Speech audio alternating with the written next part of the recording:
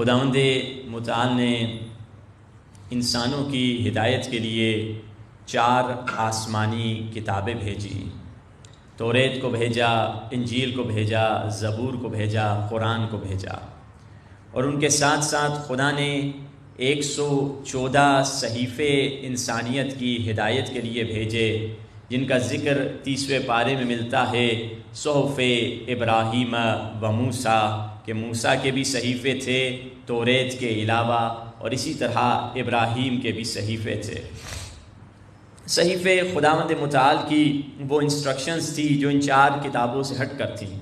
اب جو کچھ ان 114 صحیفوں میں موجود تھا، اگر ان کو سمرائز کیا جائے، ان کا خلاصہ کیا جائے، وہ 4 کتابوں میں جا کر بنتا ہے، اور جو کچھ ان 4 کتابوں میں موجود ہیں ان کی سمرائز کیا جائے، ان کا خلاصہ کیا جائے، وہ سارا کا سارا قرآن مجید میں موجود ہے۔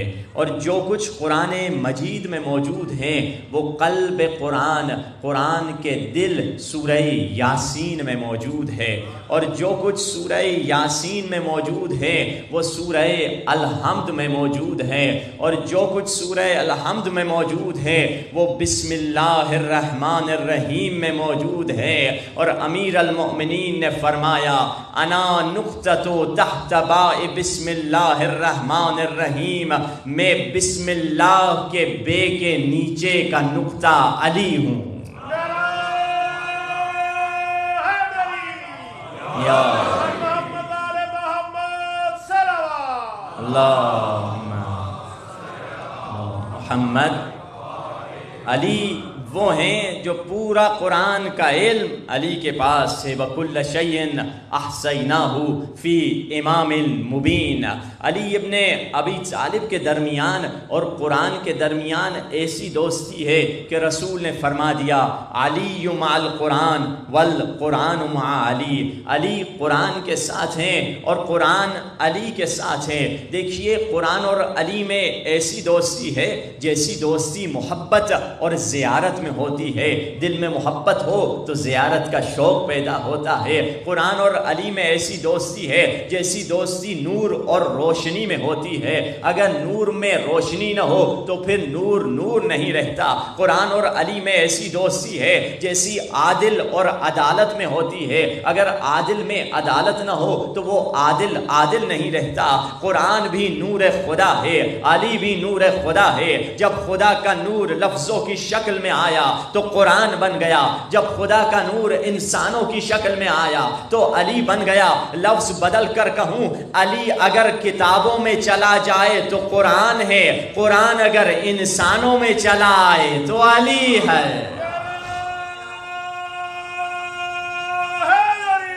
یا اللہم صلی علی محمد۔ یہ وہ عظیم ہستیاں ہیں جو قرآن ناطق ہیں، جو بولتے ہوئے قرآن ہیں، ان کا عمل قرآن، ان کا بولنا قرآن، ان کا اٹھنا قرآن۔ اب ہم پر اعتراض کرنے والے خصوصاً ان ایام اعظم میں محرم و سفر سوشل میڈیا پہ جوان دیکھتے ہیں، کتنے اعتراضات ہوتے ہیں۔ ان میں سے ایک اعتراض یہی ہوتا ہے کہ تم یا علی مدد کیوں کہتے ہو؟ جوانوں کو تمام اعتراضات کے جواب آنے چاہیے۔ یہ نہیں کہ میں نے والد صاحب سے سنا ہے، میری اماں کہتی ہے عقیدے میں تقلید نہیں ہوتی، تقلید تو فروع کے فروع دین میں ہوتی ہے، مگر عقیدے میں آپ نے خود ریسرچ کرنی ہے۔ یہ کالا لباس کیوں پہن کے آئے ہو؟ اس کی کیا دلیل ہے تمہارے پاس؟ تم یا علی مدد کیوں کہتے ہو؟ کیا دلیل ہے تمہارے پاس؟ ماتم کیوں کرتے ہو؟ اس میں یہ نہیں چلے گا کہ ہمارا اسٹائل ایسا ہے، نہیں، تمہارے پاس دلیل ہونی چاہیے۔ کسی نے پوچھ لیا کہ ارے بھائی بتلائیے آپ یا علی مدد کیوں کہتے ہیں؟ آئیے قرآن مجید سے پوچھ لیتے ہیں کہ یا علی مدد کہنا قرآن مجید کے حساب سے کیا ہے۔ قرآن میں آواز آئی، حضرت عیسیٰ اپنے انصار سے کہہ رہے ہیں، یعنی اپنے صحابیوں سے کہہ رہے ہیں، من انصاری الی اللہ، اے میرے صحابی صحابیوں کون میری اللہ کی طرف ہو کر میری مدد کرے گا؟ یہ کیا ہے؟ قرآن مجید کے جملے ہیں، اللہ کے معصوم نبی کہہ رہے ہیں کون میری مدد کرے گا اللہ کی طرف ہو کر۔ اور خدا نے یہ نہیں کہا کہ اے عیسیٰ تو نے شرک کیا ہے، کہیں تفسیر میں یہ نہیں ملتا۔ رسول اللہ نے یہ نہیں کہا کہ حضرت عیسیٰ کی یہ غلطی ہے کہ حضرت عیسیٰ مومنوں سے مدد مانگ رہے ہیں۔ حضرت عیسیٰ نے کس سے مدد مانگی؟ مومنوں سے مدد مانگی۔ ہم مومنوں سے نہیں، امیر المومنین سے مدد مانگتے ہیں۔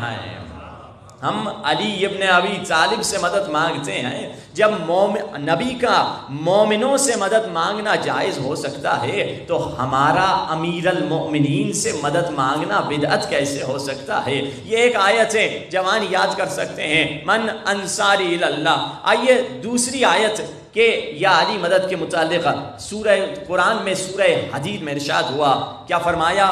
وَأَنزَلْنَا الْحَدِيدَ فِيهِ بَأْسٌ شَدِيدٌ۔ فرمایا قرآن مجید میں خدا کہہ رہا ہے ہم نے آسمان سے لوہے کو نازل کیا جس میں شدید لڑائی ہے، وَمَنَافِعٌ لِلنَّاسِ، اور لوگوں کے لیے بڑے منافع فائدے ہیں۔ عجیب ہے، قرآن کہہ رہا ہے ہم نے آسمان سے لوہے کو نازل کیا۔ سائنس یہ بتلا رہی ہے لوہا تو زمین سے نکلتا ہے، لوہا کھود کے لوگ زمین سے نکالتے ہیں۔ خدا کہہ رہا ہے ہم نے آسمان سے لوہا کیوں نازل کیا؟ کبھی کسی نے لوہے کی بارش نہیں دیکھی؟ لوہے کی بارش ہوتی لوگوں کی گاڑیاں ٹوٹ جاتی، سر پھٹ جاتے لوگوں کے، لوگ جی نہیں سکتے۔ عجیب ہے، قرآن کیا کہہ رہا ہے کہ ہم نے آسمان سے لوہے کو نازل کیا۔ کوئی غیر مسلم نے ہم پر اعتراض کریں گے کہ تمہارے قرآن نے غیر سائنٹیفک بات کر لی، غیر عقلی بات کر لی ہے کہ ہم نے آسمان سے لوہے کو نازل کیا۔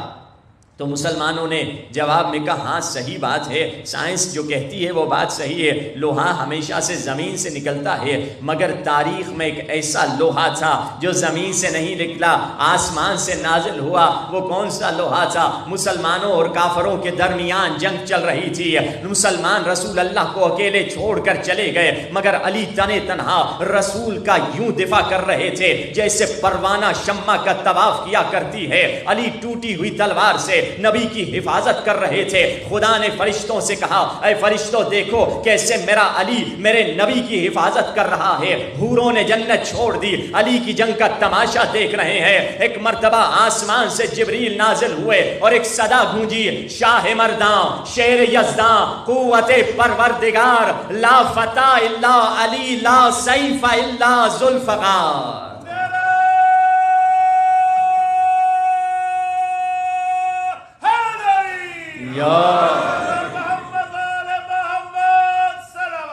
اللہم صلی علی محمد۔ اس وقت جب رسول اللہ اکیلے رہ گئے تھے، صرف مولا علی تھے، شاہ محدث حق دہلوی اہل تسنن کے عالم ہیں، وہ لکھتے ہیں کہ رسول اللہ نے مولا علی سے کیا کہا۔ رسول اللہ کے جملے وہ فارسی زبان میں لکھتے ہیں، کہتے ہیں رسول اللہ نے عربی سے فارسی میں ترجمہ کر کے اپنی کتاب، کیونکہ قدیم زمانے میں اکثر کتابیں بر صغیر کی فارسی میں لکھی جاتی تھی، تو اہل تسنن کے عالم لکھتے ہیں کہ اس وقت رسول اللہ نے جب جنگ میں سب چھوڑ کر چلے گئے تھے، مولا علی سے یہ جملہ کہا، کیا کہا؟ یا علی مرا از این جماعت نگہدار، حق نصرت بجا آور کہ وقت نصرت است۔ تین جملے کہیں رسول اللہ نے مولا علی سے، کیا ترجمہ ہے؟ ترجمہ یہ ہے یا علی مجھے ان لوگوں سے بچاؤ، مدد کا حق ادا کرو کہ مدد کرنے کا وقت ہے۔ رسول اللہ کے تین جملوں کو اگر ایک کر دیا جائے، رسول اللہ نے وہی جملے کہے ہیں جو صبح شام ہر عاشق علی کہتا ہے۔ رسول اللہ یہی تو کہہ رہے تھے یا علی مدد۔ پتہ چلا یا علی مدد کہنا بدعت نہیں، نبیوں کی سنت ہے، مومنوں کی عادت ہے۔ یا اللہم صلی علی محمد آل محمد وعجل فرجہم۔ تو اب یعنی معلوم ہوا کہ یا علی مدد کہنا قرآن سے بھی ثابت ہے، حدیث سے بھی ثابت ہے. تبھی تو کیا خوبصورت شاعر نے کہا وقت نزا لبوں پہ رہا یا علی مدد. میرے ساتھ ذکر یا علی مدد کہیے. وقت نزا لبوں پہ رہا یا علی مدد، اور قبر میں بھی میں کہہ اٹھا یا علی مدد. میری لحد میں وہ لمحہ بڑا عجیب تھا جب میں نے خود علی سے کہا یا علی مدد. یہ وہ علی ابن ابی طالب ہیں کہ جس سے مدد کرنا قرآن سے بھی ثابت ہے، حدیث سے بھی ثابت ہے. مدد مانگنا مولا کے مولا سے جو ہم مدد مانگتے، کل اس پہ اشارہ بھی ہوا تھا، یہ توحید ہے، یہ عین توحید ہے. کیوں؟ کیونکہ اللہ نے انہیں اتھارٹی دی ہے، اللہ نے انہیں اختیار دیا ہے. اور عنوان گفتگو بھی یہی چل رہا ہے، ولایت اور عبودیت. ولایت وہی اتھارٹی کی معنی انگلش میں کی جاتی ہے، ولایت یعنی گارڈین شپ یعنی سرپرستی کی معنی کی جاتی ہے. اب آئے اپنے عنوان گفتگو کی طرف چلیں. اس سے پہلے کہ ہم آگے بڑھیں، جو کل سوال دیا گیا تھا اس سوال کے جوابات لیتے ہیں. پہلے تو یہ دیکھتے ہیں کہ کسی کو سوال یاد ہے کہ کل کا سوال تھا کیا؟ بتائیے.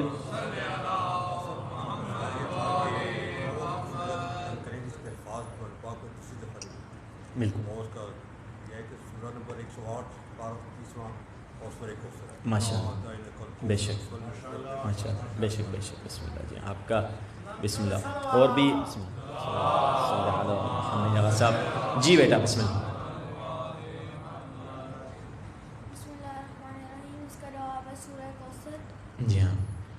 یہ اس لیے ساری سورہ سے یونیک ہے کیونکہ بی بی فاطمہ کی شان پر نازل ہوئی. ماشاء اللہ، اچھا شکریہ، بہت اچھا. یہ حضرت محمد اور ان کے ساتھی جب بند ہوئے تھے اور اس سے پہلے جب انہوں نے خانہ کعبہ پہ سورہ کوثر لکھی ہوئی تھی جب نازل ہوئی تھی، تو جو دیمک تھی وہ سارے شیر کھا گئی تھی جو لکھے ہوئے تھے کعبہ پہ، اور صرف سورہ کوثر بچی. ماشاء اللہ ماشاء اللہ. سلام ان کی جوان کی سلامتی کے لیے ایک صلوات پڑھیں محمد و آل محمد کے ساتھ. بسم اللہ الرحمن الرحیم.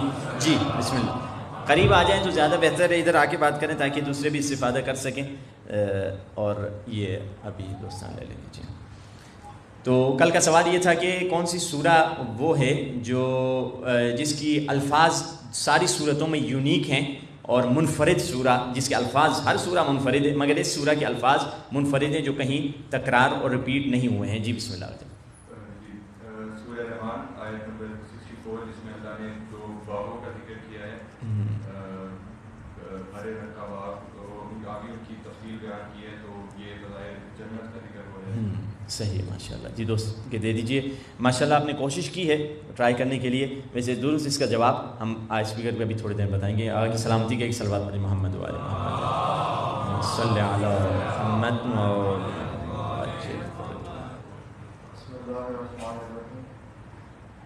Surah Rahman is only surah which has Bismillah 2 times. Surah Al-An'am is a great surah which has the name of Allah 70 times. Surah Tawbah does not have Bismillah. All other surahs have Bismillah. یہ تھا. Thank you, بہت اچھا. مولا خوش رکھے، مولا سلامت رکھے آپ کو انشاءاللہ. یہ آپ کی خدمت میں. بسم اللہ. یہ گفٹ لے لیں، آپ کا گفٹ لے لیجیے انشاءاللہ. جی سلامت رہیے، شکریہ. تو بہرکیف جو کوشش کرتے ہیں تو ہم نے یہی سوچا چلیے جس نے کوشش کی تو کوئی جواب صحیح نکلا. اپنی کوشش تو کی. جیسے کہتے ہیں نا مجتہد کے بارے میں بھی یہ جملہ ہے کہ مجتہد جب فتویٰ دیتا ہے، اگر غلط فتویٰ دے اس کو 1 اجر ملتا ہے، اگر صحیح فتویٰ دے تو اس کو 2 اجر ملتے ہیں. صحیح فتوے میں کیونکہ 1 اجر یہ کہ اس نے کوشش کی، اور دوسرا اجر کہ فتویٰ صحیح نکلا. مگر جب غلط فتویٰ مجتہد دیتا ہے حدیث کے مطابق ہے تو صرف 1 اجر ملے گا، یعنی کوشش کی ہے مگر اس کو رزلٹ صحیح نہیں ملا. تو اسی لیے جو دوستان صحیح جواب دے رہے ہیں یا غلط دے رہے ہیں تو ہم دونوں سب کو برابر دینے ہیں. ہونا یہ چاہیے جو صحیح بول رہے ہیں ان کو 2 گفٹ ہونے چاہیے. جو نہیں ہوا خیر اس کا جواب یہی ہے جو سورہ کوثر ہے.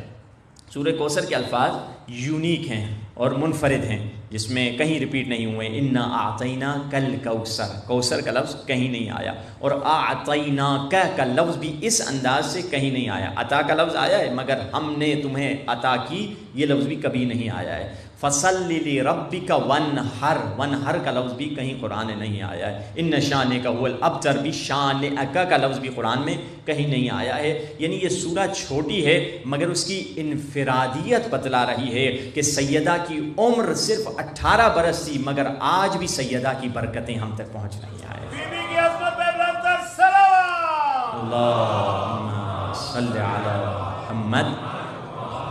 سب سے قرآن مجید کی چھوٹی سورہ بی بی سیدہ سے منسلک ہے مگر اس کی لفظ منفرد ہیں بی بی سیدہ. جس طرح سے 14 معصومین میں ایک انفرادیت ہے بی بی سیدہ کی کہ 7ویں امام فرماتے ہیں کہ تمام لوگوں کے اوپر ہم حجت ہیں اور ہمارے اوپر فاطمہ زہرا حجت ہے. یعنی سب ہم کو دیکھتے ہیں ہم کیا کرتے ہیں، ہم سیدہ کو دیکھتے ہیں وہ کیا کرتی ہیں. یہ بی بی کا مقام ہے اور بی بی کی انفرادیت ہے. تو ہندوستان کی سلامتی کے لیے بلند صلوات پڑھیں محمد و آل محمد کی ذات. اللہ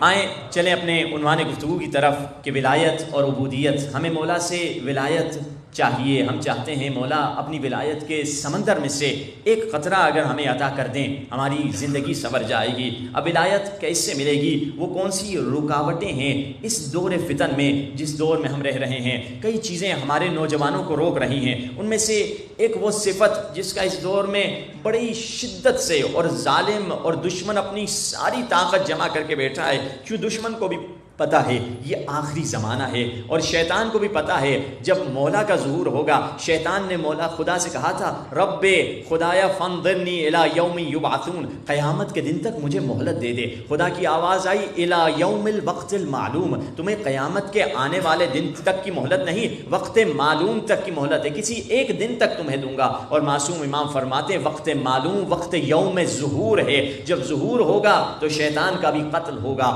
شیطان جانتا ہے اگر ظہور امام ہو گیا تو میرا قتل پکا ہے، اسی لیے وہ زیادہ شیطان کوشش کرتا ہے ظہور ڈیلے ہوتا چلا جائے. اس دور میں شیطان نے اپنی ساری طاقتیں جمع کی ہوئی ہیں، ہر طرف سے اٹیک کرتا ہے، ہر طرف سے حملہ کر رہا ہے. اپنی شیطانی طاقتیں، شیطان ان، شیاطین انس، شیاطین جن، سارے مل کر انسان پر حملہ کر رہے ہیں تاکہ ظہور مولا جتنا ڈیلے ہو سکے. اب اس دور میں جس صفت پہ جو بہت اہم صفت ہے جس کا قتل ہو رہا ہے وہ کون سی صفت ہے؟ وہ صفت حیا ہے، وہ ماڈسٹی کی صفت ہے.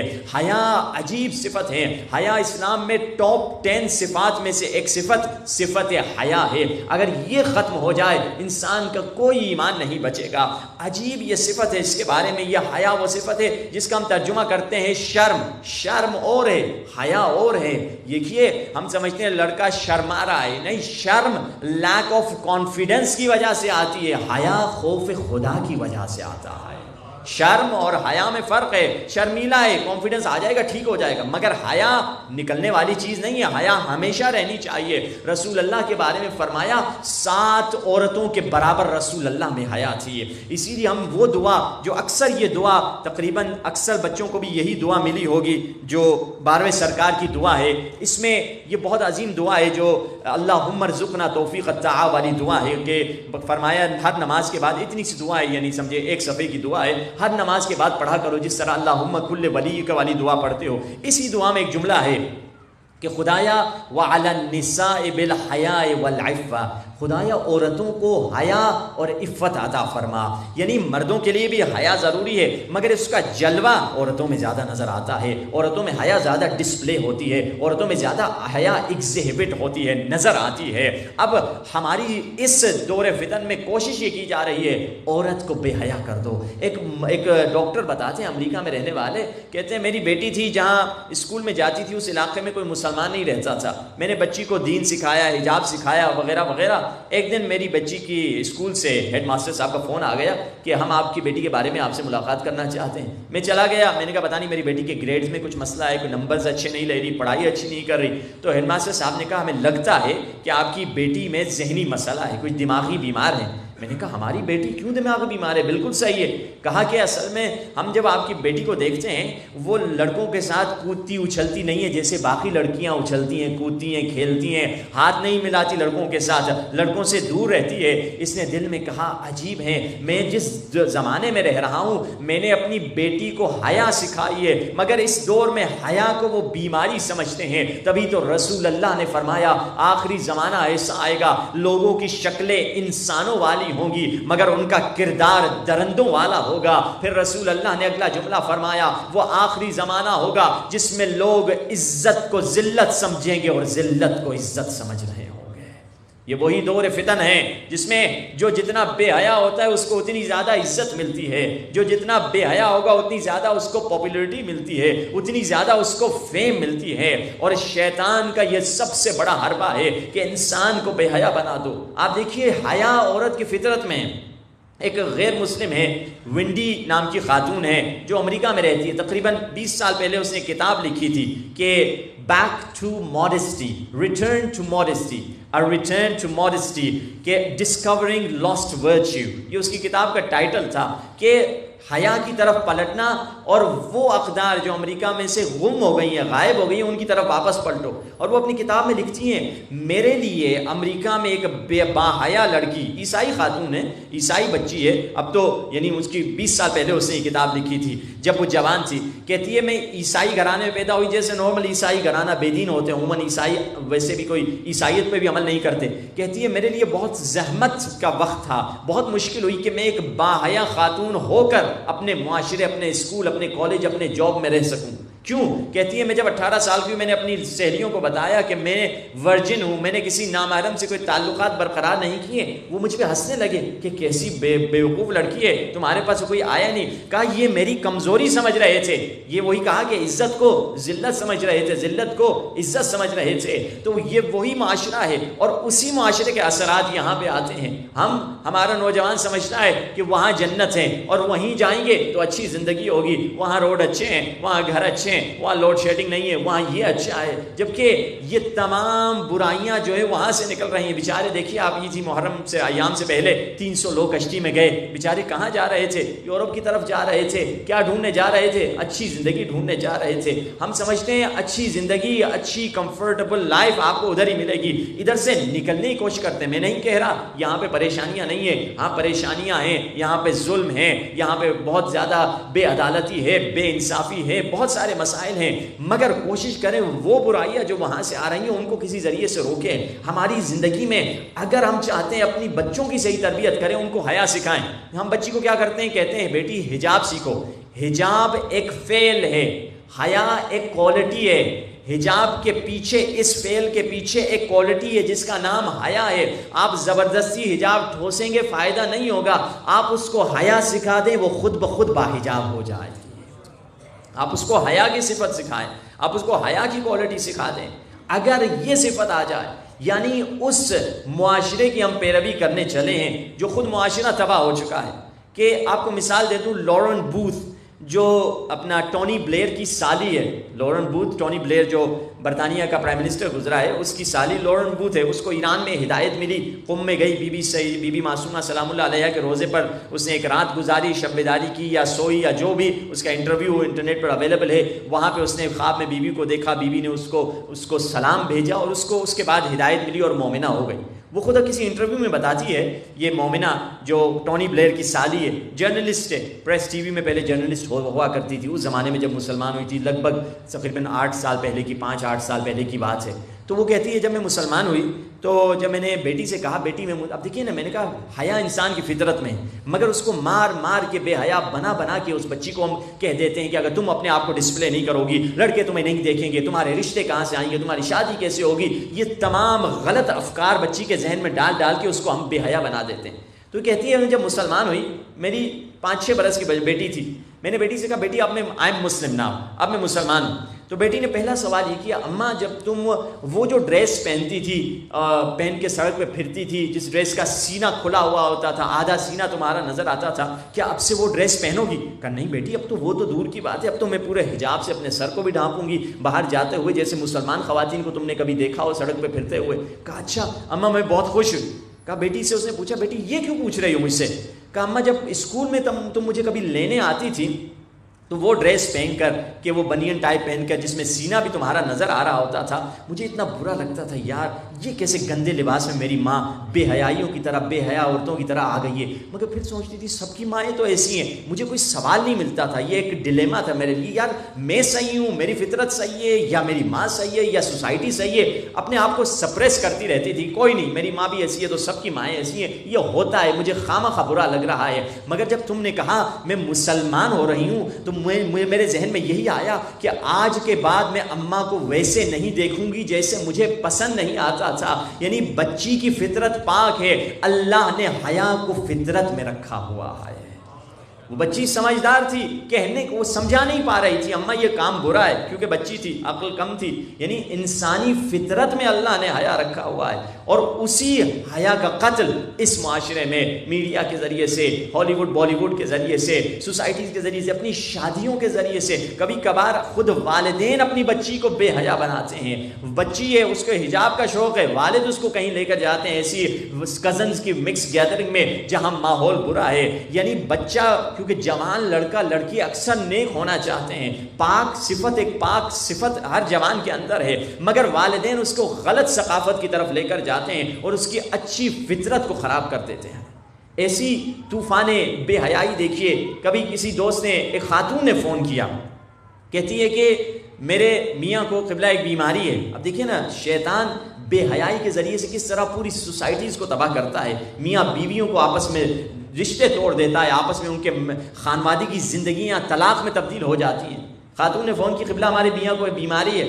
کہا کیا بیماری ہے؟ کہا اس کو ایک ایڈکشن ہے، ایک نشہ ہے. کس چیز کا نشہ؟ ہم نے سمجھا ہیروئن کا نشہ، یہ نشہ. کہا نہیں، اس کو پورن ایڈکشن ہو گئی ہے، گندی فلمیں دیکھنے کی اسے بیماری لگ چکی ہے. پھر ہم نے کہا یہ کون سا نیا نشہ ہے؟ ہم نے اس پہ تحقیق کی، پتہ چلا ہاں اس کو ایک بیماری کے طور پر آج کل مانا بھی گیا ہے. یہ ایک بیماری ہے پورن ایڈکشن، جنہیں گندی موویز دیکھنے کی عادت ہو چکی ہے. اسے کیا کہیں کہ شادی کراؤ؟ نہیں، اس کے پاس آلریڈی شادی ہو چکی ہے، بیوی بھی ہے، مگر وہ گندی فلمیں دیکھ رہا ہے، گندی موویز دیکھ رہا ہے. کیوں؟ وجہ کیا ہے؟ شیطان نے اس کو کیسے گمراہ کیا ہے. شیطان کچھ ہی دن پہلے رہبر معظم کی ایک بہت پیاری تقریر تھی تبلیغ کے بارے میں. انہوں نے کہا تھا کہ ہم پہلے، رہبر معظم اپنی بچپنے کی بات کرتے ہیں، کہنے لگے ہم پہلے جب چھوٹے ہوتے تھے ہم کہتے تھے برے دوست سے بچو، گندے دوست سے بچو. اب دور آ گیا ہے کہ ہر بچے کے جیب میں گندا دوست بیٹھا ہوا ہے، موبائل کی صورت میں وہ غلیظ دوست ان کے جیب میں بیٹھا ہوا ہے. اب کہاں سے بچوں کو بچائیں گے؟ اسی لیے رہبر معظم کا جملہ ہے کہ سوشل میڈیا جوانوں کے ایمان کا قتل گاہ ہے، ان کا مقتل ہے، ان کا ایمان قتل ہوتا ہے سوشل میڈیا پہ، انٹرنیٹ پر ان کا ایمان ذبح ہو رہا ہے. مگر ہم، اور وہ کس طرح سے؟ وہ یہی بے حیائی کی صفت کے ذریعے سے. شیطان کیسے گمراہ کرتا ہے اس بندہ جس کے پاس بیوی بھی ہے، شادی کیا ہوا ہے، مگر پھر بھی جا رہا ہے اس طرف. کیوں؟ بے حیا، اس کے صفت میں بے حیائی کیوں آئی ہے؟ شیطان نے گمراہ کرنے کا طریقہ کیا ہے؟ شیطان کا دیکھیے ایک طریقہ ہے. شیطان کہتا ہے اللہ نے تمہیں کہا ہے حلال لذت حاصل کرو، لمیٹڈ، صرف اپنی بیوی کے ساتھ، کسی اور کو طرف نہ دیکھو، نامحرم کو نہ دیکھو. مگر شیطان کہتا ہے نہیں، تم ان لمیٹڈ ہو جاؤ، جتنا زیادہ دیکھو گے اتنی زیادہ تمہیں لذت ملے گی.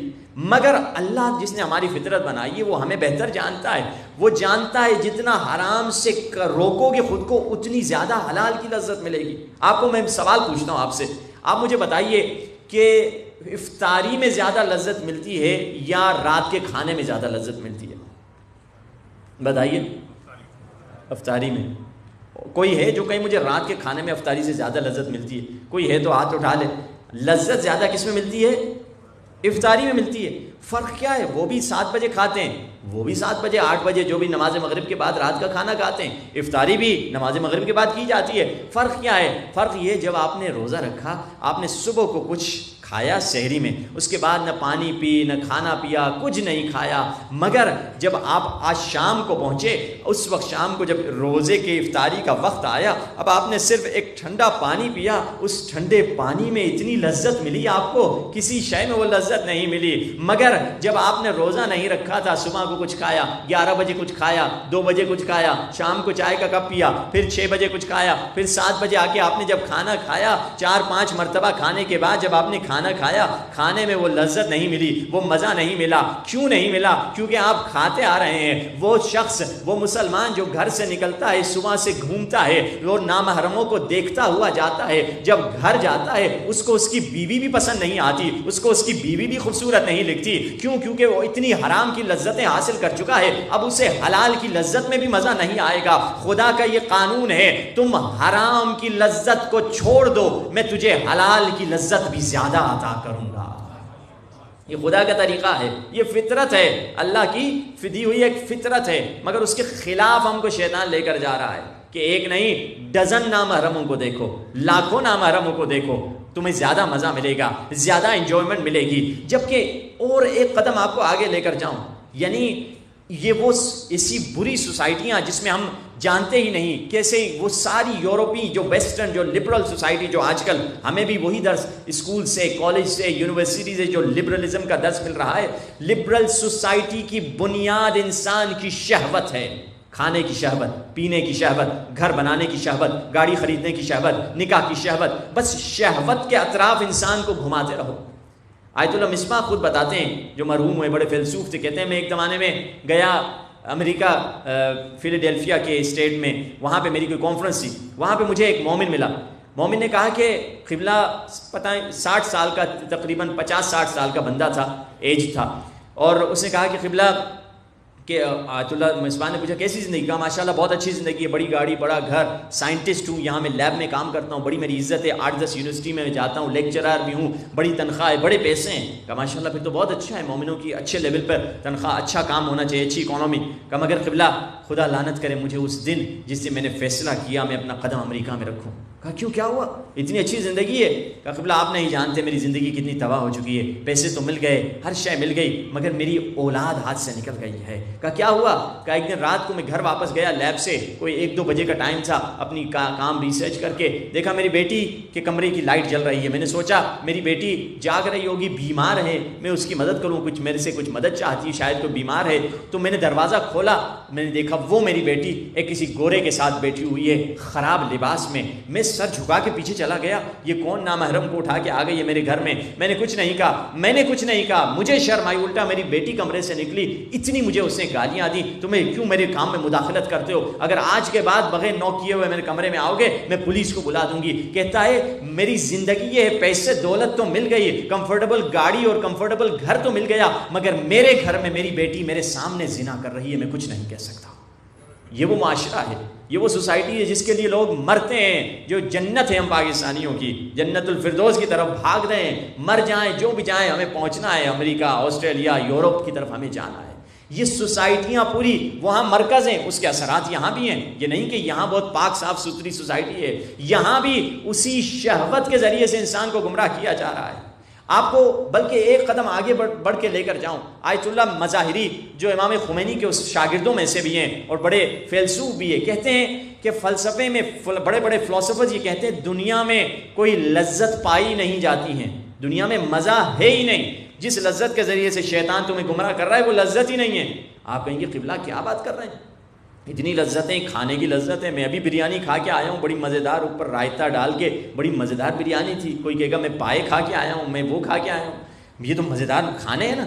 اور ہم سوتے ہیں کولنگ کر کے, اے سی لگا کے, یہ سونے کی لذت ہے. اچھا شربت پیتے ہیں, ڈرنک پیتے ہیں, یہ پینے کی لذت ہے. شادی کرتے ہیں, نکاح کی لذت ہے. آپ کیا کہہ رہے ہیں لذت ہے ہی نہیں. دیکھیے یہ ساری دنیا کی جو لذتیں ہیں وہ لذتیں نہیں ہیں اصل میں, یہ درد سے چھٹکارے کا نام ہے, یہ پین سے ریلیف کا نام ہے. اللہ نے ایک درد بنایا جس کا نام بھوک رکھا. جب ہمیں وہ درد محسوس ہوا, ہم نے کھانا کھایا.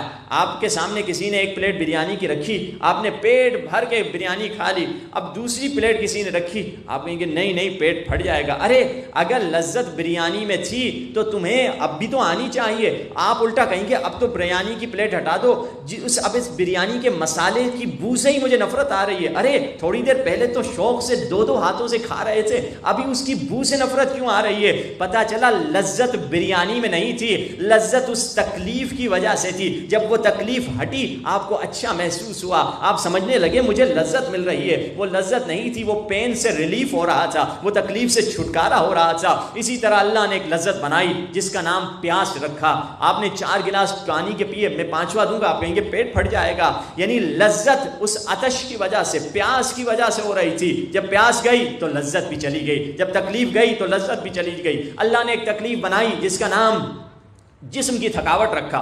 جب آپ سوئے، جو تھکا ہوا نہیں ہوتا، 12 گھنٹے سونے کے بعد آپ کو کوئی کہے سو جاؤ، آپ نہیں سو سکیں گے. میں 12 گھنٹے آلریڈی سو چکا ہوں، پھر کیا سو کے کروں گا. یعنی نیند کی لذت تب آتی ہے جب انسان تھکا ہوا ہو. یعنی اس کا بھی دار و مدار تکلیف سے ہے. اللہ نے ایک تکلیف بنائی جس کا نام جوانی کے جذبات رکھے. انسان نے شادی کی، وہ جذبات ہٹے تو اس کو لذت ملی ہے. دنیا کی تمام لذتیں کا بنیاد تکلیف پر ہے. یہ لذتیں نہیں ہیں، یہ تکلیف سے چھٹکارے کا نام ہے، یہ پین سے ریلیف کا نام ہے. اصل لذت کہاں ملے گی؟ یہ دنیا کی ساری لذتیں اس اصل لذت کی black and white photo copy ہے. اصل لذت تو مومن کو جنت ہی میں ملے گی. وہ حقیقی لذت ہیں، وہ حقیقی مزہ ہے، وہ حقیقی پلیجر ہے. دنیا گمراہ لذتوں سے کرتی ہے کہ پلیجر ہے، یہ کام کر لو، do it, just do it, enjoy the life. اس طرح کر کے جوانوں کو گمراہ کیا جاتا ہے. جبکہ ہاں، اسلام نے یہ نہیں کہا کہ تم لذت حاصل نہ کرو. اسلام لذت کا مخالف نہیں ہے. اسلام نے، بلکہ میں ایک جملہ بڑھا کے کہوں، اسلام نے تو یہ کہا کہ لذتوں میں ڈوب جاؤ، لذتوں میں غرق ہو جاؤ، لذتوں میں مسرور ہو جاؤ، لذتوں میں مست ہو جاؤ. مگر کون سی لذت؟ کہاں کی لذت؟ کب کی لذت؟ ہاں، وہ لذت جس کے بارے میں زین العابدین نے فرمایا خدا نے اپنی مناجات و دعاؤں میں وہ لذت رکھی ہے جو کائنات کی کسی شے میں نہیں رکھی. نماز شب میں وہ لذت رکھی ہے جو کائنات کی کسی شے میں نہیں رکھی، مگر اس لذت کو گنہگار پر حرام قرار دیا ہے. اب وہ لذت نہیں سمجھتا، اب اس کے لیے قرآن کا ایک صفحہ پڑھنا مشکل ہے. میں کیوں پڑھوں؟ سمجھ ہی نہیں آتا. شیطانی بہانے، نہیں آیا تو نہیں آیا، پھر بھی پڑھ لو. فرق کیا ہوتا ہے؟ کتنی چیزیں تمہیں سمجھ میں نہیں آتی، ہم دیکھتے ہیں، پڑھتے ہیں. قرآن چاہے عربی ہو، سمجھ میں نہیں آئے، ترجمے سے پڑھے تو اور اچھا، مگر پڑھ سکتے ہو تو بنا ترجمے پڑھ لو، کوئی مسئلہ نہیں ہے. تبھی تو موسیٰ کوہ طور پہ جا رہے ہیں. جوان رستے میں ملا، رستے میں جوان سے کہا کہ جوان تمہارا کوئی پیغام ہے؟ اللہ کو سنا دوں. پوری قوم کے پیغام میں اوپر لے کر جا رہا ہوں. جوان نے کہا موسیٰ خدا سے کہہ دو رزق دیتا ہے نہیں دے، کھانا دیتا ہے نہیں دے، روزی دیتا ہے نہیں دے. خدا سے کہو مجھے تو شرم آتی ہے، میرے پاس تیرے جیسا خدا ہے. موسیٰ پریشان، یہ کیسا گستاخ جوان تھا، کیسا بدتمیز جوان. میں اسے کہہ رہا ہوں کوئی پیغام اللہ سے مانگ لو، میں جا رہا ہوں کوہ طور پہ اللہ سے ملنے، اللہ سے کلام کرنے، مگر وہ بدتمیزی کر رہا ہے. چپ ہو کے چلے گئے، سر جھکا کے. موسیٰ کوہ طور پہنچے، سب کا پیغام سنایا، اس نوجوان کا پیغام نہیں سنایا. خدا کی آواز آئی، موسیٰ ہمارے ایک بندے کا میسج تم نے ہمیں نہیں دیا. کہا خدایا اس نے بدتمیزی کی تھی، وہ گستاخی کر رہا تھا. کہا موسیٰ اس سے کہہ دو تمہیں روزی نہیں چاہیے، ہم دیتے ہی رہیں گے. کھانا نہیں چاہیے، ہم دیتے رہیں گے. پیسے نہیں چاہیے، ہم دیتے رہیں گے. ملکیت نہیں چاہیے، ہم دیتے رہیں گے. دانا پانی تمہارا برابر ہم دیتے رہیں گے. ہم تو روزی فرعون کو بھی دیا کرتے تھے، موسیٰ کو بھی دیا کرتے تھے. ہم تمہیں رزق دیتے رہیں گے. مگر موسیٰ اس سے بتا دو میں نے تمہیں کائنات کی بہترین لذت، عظیم ترین نعمت سے محروم کر دیا ہے. میں نے تمہیں دنیا کی ہر لذت دے دی، کھانے کی لذت، پینے کی لذت، نکاح کی لذت، شادی کی لذت، گاڑیاں خریدنے کی لذت، بنگلے خریدنے کی لذت، بینک اکاؤنٹ بڑھانے کی لذت، دنیا کی ہر لذت ہم نے تمہیں دے دی. مگر موسیٰ اس سے کہہ دو میں نے تجھے دعا اور مناجات کی لذت سے محروم کر دیا ہے. اب پورا دن گزر گیا، اس نے اٹھا کر ایک دعا نہیں پڑھی. ایک زیارت عاشورہ پڑھ لیتے 5 منٹ لگتے ہیں، دعائے عہد پڑھ لیتے 3 منٹ لگتے ہیں، دعائے زیارت آل یاسین پڑھ لیتے 4 منٹ لگتے ہیں. مگر توفیق جب انسان کو کسی چیز میں بھی انسان کو اچھی فیلنگ نہیں ہو، وہ کام نہیں کرے گا. ہاں، لذت. نماز 5 وقت کیوں کہا ہے؟ 5 وقت پڑھو، یہ ایک ٹیسٹ ہے. صبح اٹھے نماز اچھی تھی، چلو خدا کا شکر، اللہ راضی ہے. مگر ظہر کی جب نماز پڑھی، نماز خشک ہو گئی. ارے اس نماز میں کیا ہوا؟ صبح کی نماز تو میری اچھی تھی، ظہر کی نماز نہ فوکس، نہ مزہ، نہ انجوائمنٹ، نہ لذت۔ پتہ چلا میں نے فجر اور ظہر کے درمیان اللہ کی بارگاہ میں کوئی خطا کی ہے۔ پھر توبہ کریں، پھر عصر کی نماز، اسی طرح مغرب، اسی طرح عشاء کی نماز، یہ 5 وقت کا ٹیسٹ ہے۔ اپنے آپ کو دیکھو کہ اگر نماز بالکل خشک ہے، لذت نہیں آ رہی، تو اس کا مطلب یہ ہے کہ نماز میں مسئلہ ہے۔ تو اب شیطان کیسے بھٹکاتا ہے؟ حیا کے ذریعے سے۔ اگر حیا کی صفت ہم میں آ جائے، اب یہ انسان گناہ کیوں کرتا ہے، اس کی وجہ کیا ہے؟ دیکھیے امیر المومنین بہت پیارے طریقے سے ڈائیگنوز کر کے ہمیں بتا رہے ہیں۔ مولا علی فرماتے ہیں دیکھو آنکھ اگر تمہاری خشک ہے، اب ہمیں کیسے پتا چلے؟ اگر آنکھ ہماری خشک ہے، گریہ نہیں آتا دعا کرتے ہوئے، مناجات کرتے ہوئے، مسائل میں اگر گریہ نہیں آتا، آنکھ اگر خشک ہے، مولا علی فرماتے ہیں آنکھوں کی خشکی دل کی سختی کی وجہ سے ہے، اور دل کی سختی کثرت گناہ کی وجہ سے ہے، زیادہ گناہ کر دیے ہیں، اور کثرت گناہ موت کو بھلا دینے کی وجہ سے ہے، اور موت کو بھلا دینا دنیا کی محبت کی وجہ سے ہے، جو تمام بیماریوں کی جڑ ہے۔ آغاز علی نے کہاں سے کیا؟ آنکھ سے۔ اپنے آنکھ کو ڈائیگنوز کرو۔ تبھی تو چوتھے امام فرماتے وَأَعِنِّي، کہو خدا سے وَأَعِنِّي عَلَى بُكَاءِ عَلَى نَفْسِي، خدایا مجھے مدد کر میں اپنے گناہوں پہ رو سکوں، مجھے رونا بھی نہیں آتا، اس میں بھی تو میری مدد کر کہ میں اپنے گناہوں پہ رو سکوں۔ اگر نہیں رو رہا، میرا دل سخت ہے۔ دل کیوں سخت ہے؟ میں نے گناہ زیادہ کیے۔ کیوں زیادہ کیے؟ کیونکہ موت کو بھلایا ہے۔ کیوں موت کو بھلایا ہے؟ کیونکہ میرے اندر دنیا کی محبت بھری ہوئی ہے۔ اگر انسان ان آنکھوں کے گناہ کو، بے حیائی آنکھوں کی گناہ سے اسٹارٹ ہوتی ہے۔ سورہ مومنون اٹھائیے۔ مومن کون ہیں؟ مومن وہ ہیں جو ان چیزوں کو نہیں دیکھتے جو خدا نہیں چاہتا۔ مومنوں کی 10 صفات میں سے ایک صفت یہ ہے کہ وہ ان چیزوں کو نہیں دیکھتے جو خدا نہیں چاہتا ہے۔ یہ آنکھوں کا گناہ اتنا خطرناک ہے کہ آنکھوں کے گناہ نے ایک قاری قرآن کو قاتل علی بنا دیا۔ ابن ملجم ایک قاری قرآن تھا، مگر جب اس نے حسین ترین خاتون کو دیکھا، اس نے کہا میں تجھ سے شادی کرنے کو تیار ہوں۔ اگرچہ اس کا عقیدہ بگڑا ہوا تھا، پہلے سے مولا کے قتل کے لیے آیا تھا، مگر اس لڑکی نے اس کو مزید تیار کیا کہ جلدی سے قتل کر دے، میرا حق مہر بہت زیادہ ہے۔ ابن ملجم نے کہا جتنا حق مہر چاہیے دے دوں گا۔ لڑکی نے کہا تاریخ میں کسی لڑکی کا اتنا مہنگا حق مہر نہیں تھا، یہ پہلا اور آخری مہنگا ترین حق مہر ہوگا۔ کہا میں جو چاہو دینے کو تیار ہوں۔ کہا میرا حق مہر یہ ہے کہ علی کا کٹا ہوا سر میرے پاس لے کر آ جاؤ، میرا حق مہر یہ ہے۔ کہا میں دینے کو تیار ہوں یہ حق مہر۔ اور ضرب بھی اس نے مولا کو ماری، نہ دنیا ملی نہ آخرت اس کو ملی۔ یہ آنکھوں کا گناہ تھا جس نے اس سے اس انداز سے گناہ کروایا، اور گناہ میں جلدی کروائی۔ اگر آنکھ پاک ہو جائیں، یہ آنکھ وہ عظیم نعمت ہے۔ فرمایا جب آپ اس آنکھ کو یہاں پر لے کر آتے ہیں، قرآن پڑھتے ہیں یا حسین پہ روتے ہیں، اب یہ آنکھ مولا حسین سے منسوب ہو چکی ہے۔ اب اگر اس کو ہم گناہ میں ڈالیں، ایسے ہے کہ گویا کوئی اہل بیت سے منسوب شے کو نجاست میں ڈالے۔ اگر کوئی علم پاک کو نالی میں ڈالیں گے تو اسے ماریں گے، اسے روکیں گے کہ بے حرمتی کر رہا ہے، یہ علم عباس سے منسوب ہے، تم اس کی بے حرمتی کیوں کر رہے ہو؟ جب ہم حسین پہ روتے ہیں تو ہماری آنکھیں حسین سے منسوب ہو جاتی ہیں۔ اب یہ آنکھیں نہیں، یہ کربلا بن چکی ہے۔ اب اس کربلا کو گناہ میں نہ ڈالنا، اب اس حسین سے منسوب آنکھ کو گناہ میں ملوث نہ کرنا، جو گناہ قدم قدم پر ہے۔ جوان پوچھتے کیا کریں؟ گزر جائیں۔ ہم قبلہ جاتے ہیں مجلس سننے کے لیے، انٹرنیٹ پر کہیں کوئی چیز آ جاتی ہے، ہاں آ جاتی ہے جانتا ہوں، گزر جائیں اس سے۔ خدا سے توفیق مانگیں، خدا سے مدد مانگیں کہ خدایا تو مجھے مدد کر۔ پہلی چیز کیا کر سکتے ہیں؟ پہلی چیز 40 دن سے شروع کریں کہ خود سے وعدہ کریں۔ مثال کے طور پہ آج محرم کی 21 یا 20 جو بھی تاریخ ہے، آج سے تاریخ سے لے کر میں اگلے 40 دن تک امام زمانہ سے یہ جوان وعدہ کر لے، مومن یہ وعدہ کر لے، میں اپنی یہ بری عادت، حرام کی نگاہ کی کسی کو عادت ہے، کسی کو میوزک کی عادت ہے، کسی لڑکی کو بے حجابی کی عادت ہے، کسی کو داڑھی شیو کرنے کی عادت ہے، کسی کو رشوت لینے کی عادت ہے، کسی کو کوئی گناہ کی عادت ہے، چھوٹ نہیں رہی۔ امام کے پاس آیا، مولا گناہ نہیں کرنا چاہتا، کیا کروں؟ ہار جاتا ہوں شیطان کے سامنے، وہ مجھ سے طاقتور ہے، وہ مجھے ہرا دیتا ہے، کیا کروں مولا؟ آپ میری مدد کریں۔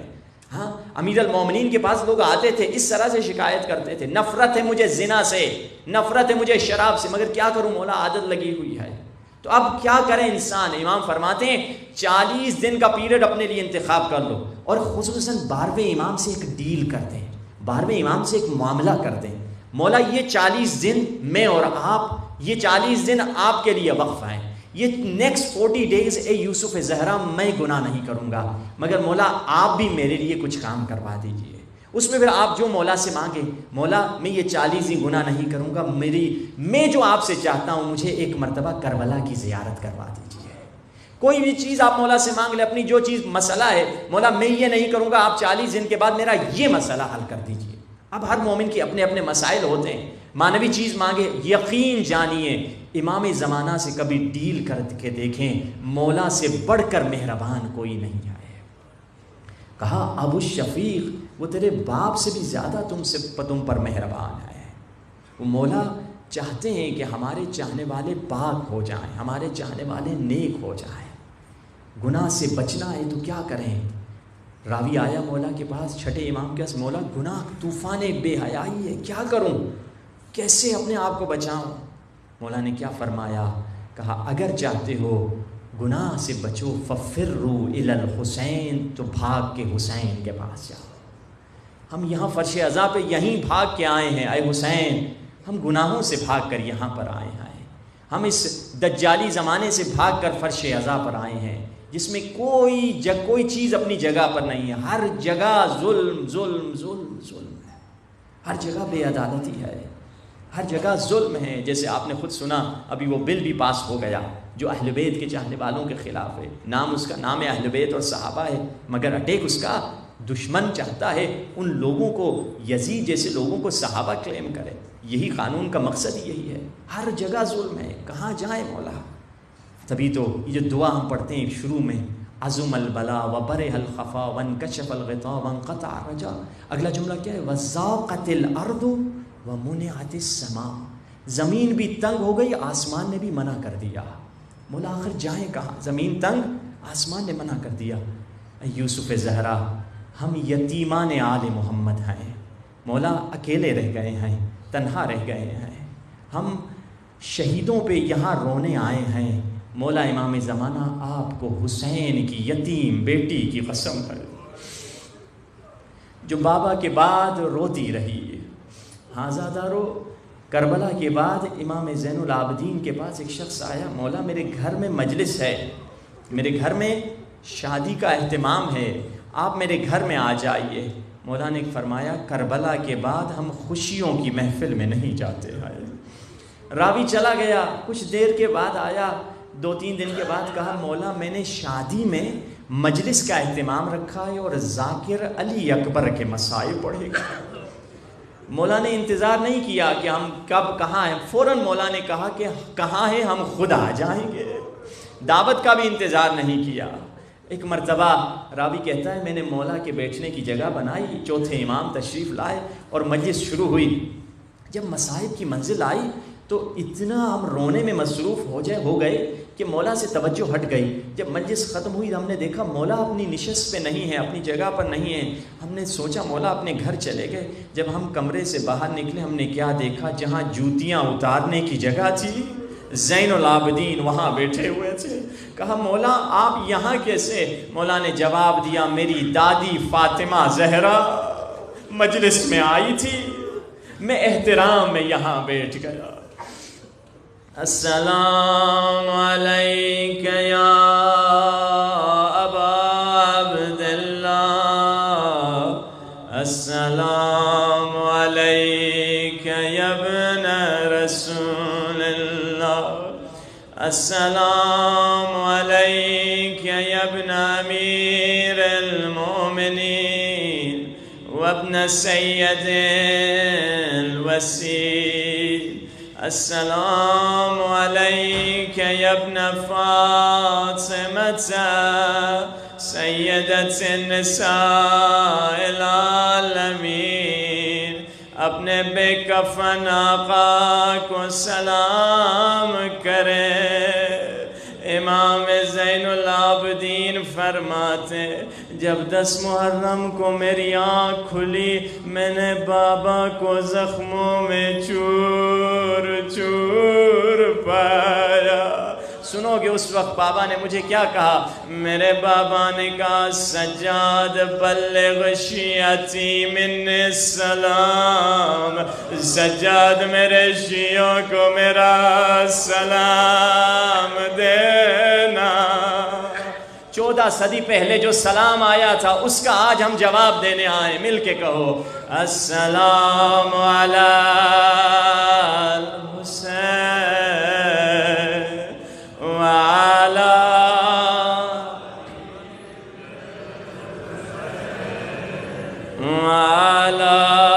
اولاد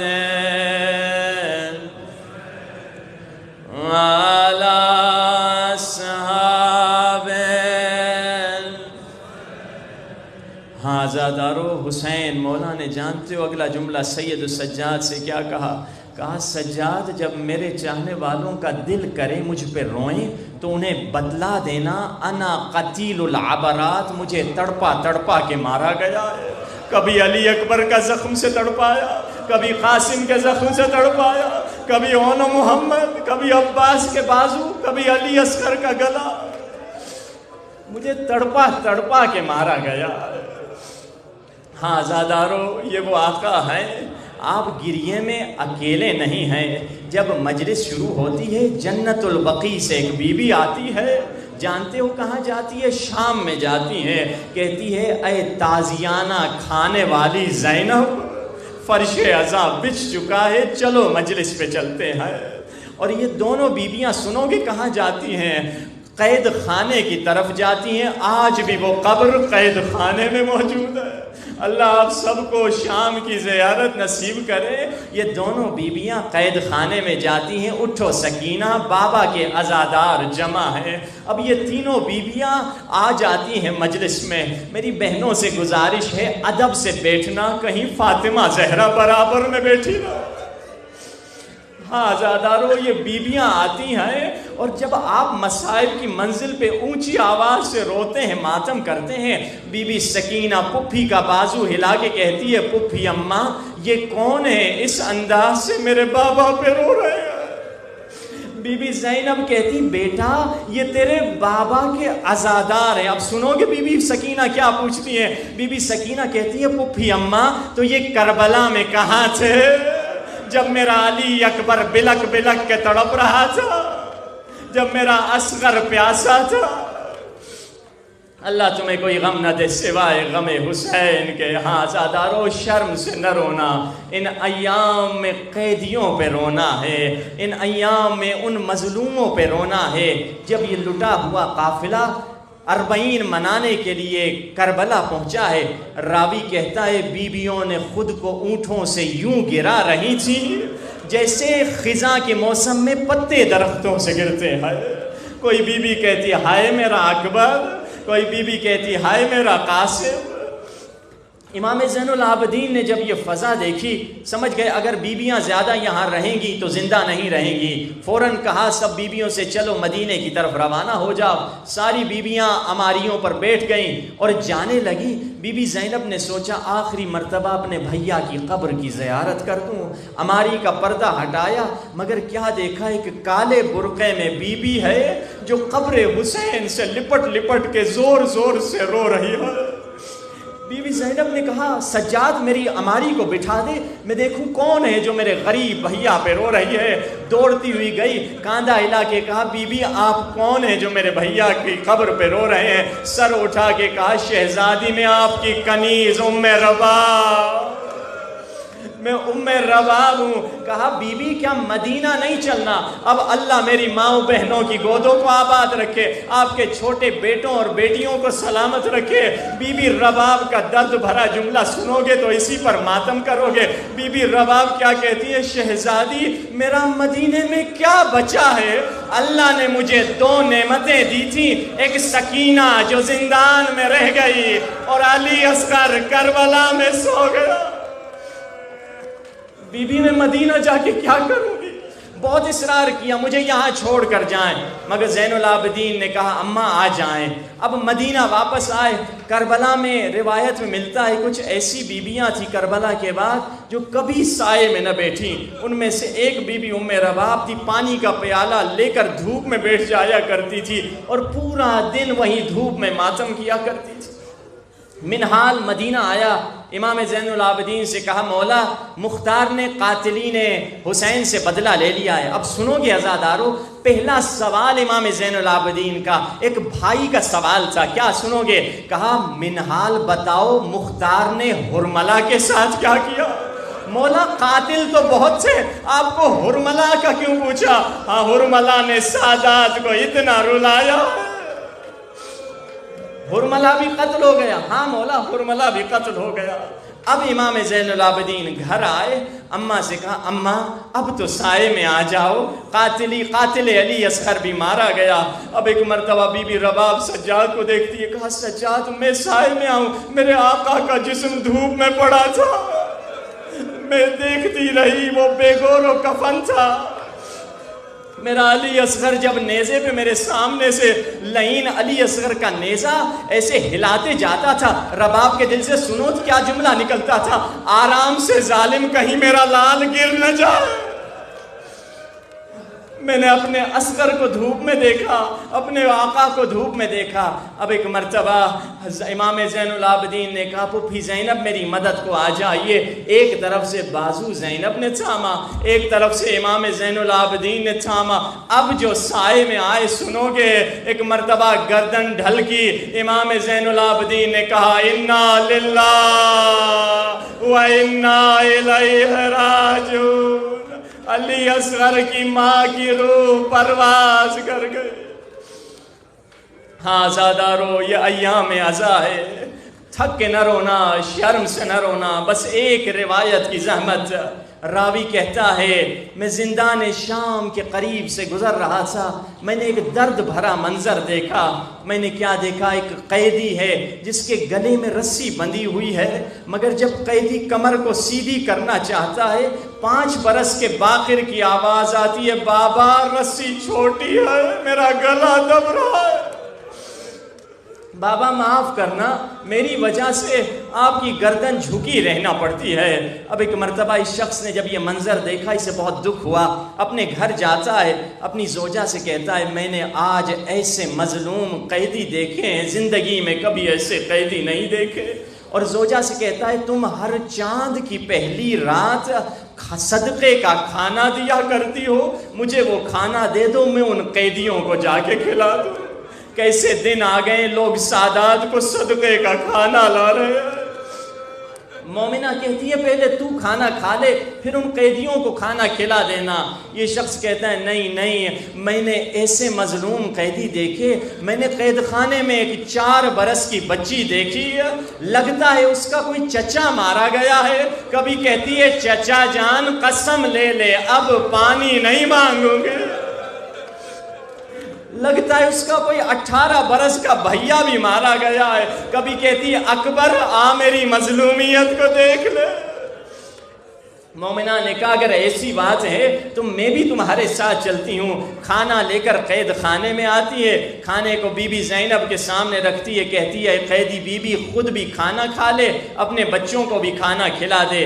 بی بی زینب کہتی ہے کیسا کھانا ہے؟ کھانا لانے والی کہتی ہے یہ صدقے کا کھانا ہے، خدا جانے علی کی بیٹی کے دل پہ کیا گزری۔ بی بی نے کہا ہم صدقے کا کھانا نہیں کھاتے۔ کھانا لانے والی کہتی ہے بی بی نہ گھبرا، یہ کسی معمولی انسان کا صدقہ نہیں، یہ میرے مولا حسین کا صدقہ ہے۔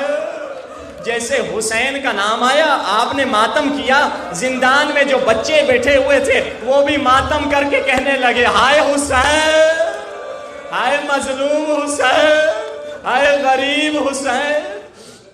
مومنہ نہ سمجھی یہ بچے حسین کے نام پہ کیوں ماتم کر رہے ہیں۔ بی بی زینب نے پوچھا تو حسین کا صدقہ کیوں دیتی ہو؟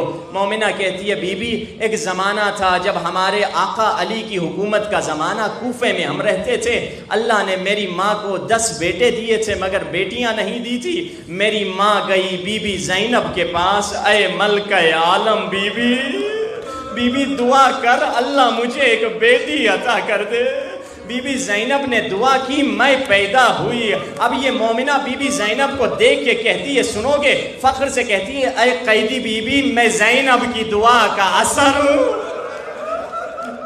جیسے آپ سن بھی رہے ہیں، رو بھی رہے ہیں، زینب بی بی سن بھی رہی تھی، رو بھی رہی تھی۔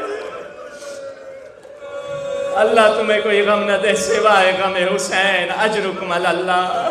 اب ایک مرتبہ بی بی میں پیدا ہو گئی، مگر اکثر بیمار رہتی تھی۔ پھر سے مجھے میری ماں بی بی زینب کے پاس لے کر آئی، بی بی آپ کی دعاؤں سے اللہ نے مجھے یہ بیٹی دی ہے جو اکثر بیمار رہتی ہیں۔ اس موقع پر بی بی زینب نے میری ماں سے کہا، ہر چاند کی پہلی کو میرے حسین کا صدقہ دیا کرو۔ میری ماں وہ صدقہ دیتی تھی، وہ گزر گئی، اب میں بھی وہ صدقہ دیتی ہوں۔ اب سنو گے عزادارو، بی بی زینب نے کیا کہا، ماتم کرنا ہے تو ماتم کرنا۔ مومنہ سے بی بی کہتی ہیں، اے کھانا لانے والی، اب صدقہ دینا چھوڑ دے، صدقے کے موسم گزر گئے۔ مومنہ جلال میں آتی ہے، مومنہ کہتی ہے، اے قیدی کھانا نہیں کھانا تو نہ کھا، میرے حسین کو بد دعا تو نہ دے۔ اللہ میرے حسین کو اکبر کے ساتھ سلامت رکھے، اللہ میرے حسین کو قاسم کے ساتھ آباد رکھے، اللہ میرے حسین کو عباس کے ساتھ سلامت رکھے۔ جیسے عباس کا نام آیا، سکینہ روتی روتی کھڑی ہو گئی، کہاں ہے میرے چچا عباس؟ مومنہ پریشان، اے قیدی بی بی، یہ بچی کون ہے جو عباس کو چچا کہہ رہی ہے؟ کہا یہ عباس کی بھتی